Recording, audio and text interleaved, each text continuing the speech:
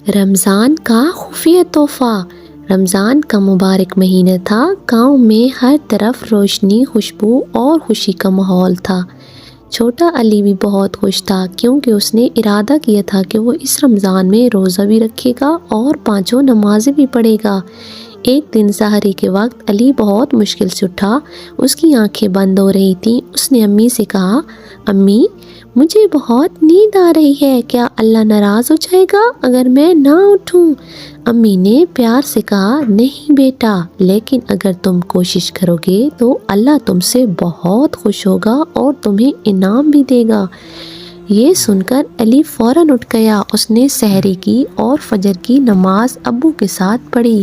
نماز کے بعد علی نے اللہ سے آہستہ سے دعا کی، یا اللہ مجھے اچھا بچہ بنا دے۔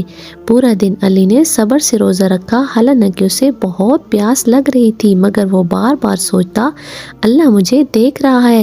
افطار کے وقت اچانک ابو مسکراتے ہوئے آئے اور علی کو ایک خوبصورت گھڑی دی۔ علی حیران ہو کر بولا، یہ میرے لیے؟